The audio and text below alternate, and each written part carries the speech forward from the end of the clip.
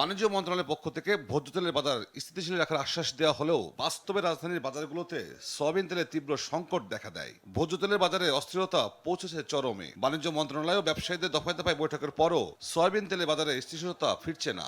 উল্টো কয়েকদিন ধরে রাজধানীর বাজারগুলোতে বোতলজাত সয়াবিন তেলের তীব্র সংকট দেখা দিয়েছে।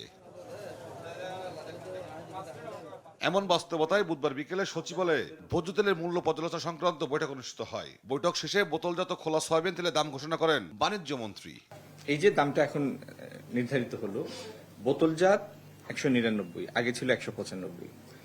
বোতলজাত যে তেল বিক্রি হয় সেখানের মধ্যে মূল্যের কম বেশি করার কোনো সুযোগ নাই, সেটা তো বোতলের গায়ে লেখা থাকে। প্রশ্ন উঠতে পারে যে সরবরাহটা যথেষ্ট কিনা, আর লুজ তেলের ক্ষেত্রে নির্ধারিত দামে বিক্রি হচ্ছে কিনা। এখন যেহেতু মূল্য সমন্বয় হয়েছে, আমরা নজরদারি আরো বৃদ্ধি করব, স্থানীয় প্রশাসন করবে, ভোক্তা অধিকার করবে, এবং এটির কোনো ব্যত্যয় আমরা সহ্য করব না। যে কোনো মূল্য বৃদ্ধি ভোক্তার উপর চাপ উল্লেখ করে বাণিজ্য মন্ত্রী বলেন, আগামীতে আন্তর্জাতিক বাজারে দাম কমলে তার প্রতিফলন দেশের তেলের বাজারেও দেখা যাবে। মানে বেশিরভাগ মানুষের আয় তো নির্ধারিত, আপনি যেটি বৃদ্ধি করবেন সেটি তো তার জন্য চাপ, তার ডিসপোজেবল ইনকামটা কমে যাবে না। কিন্তু আপনার বাধ্যবাধকতার বিষয়টা তো বুঝতে হবে।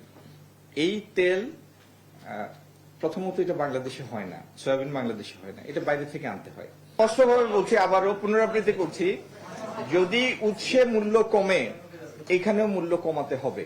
বৈঠকে উপস্থিত ব্যবসায়ীরা তারা বলেন, সরকার ভোজ্য তেলের যে দাম বাড়িয়েছে তা মেনে নিয়েছেন, তবে দাম আরো বাড়ালে ভালো হতো। আজকে বাণিজ্য মন্ত্রী মহোদয় যেটা বলেছে, সরকার বলা আমাদের জন্য এটা হুকুম, আমরা এই পর্যন্ত আমরা চালিয়ে নিব ইনশাল্লাহ। এখন এই ব্যাপারে আমাদের বলার কিছু নাই। রোজার সময় থেকেই মূল্য সমন্বয়ের দাবি জানিয়ে আসছিল ব্যবসায়ীরা। তৌফিক মাহমুদ মুন্না, দেশ টিভি, ঢাকা।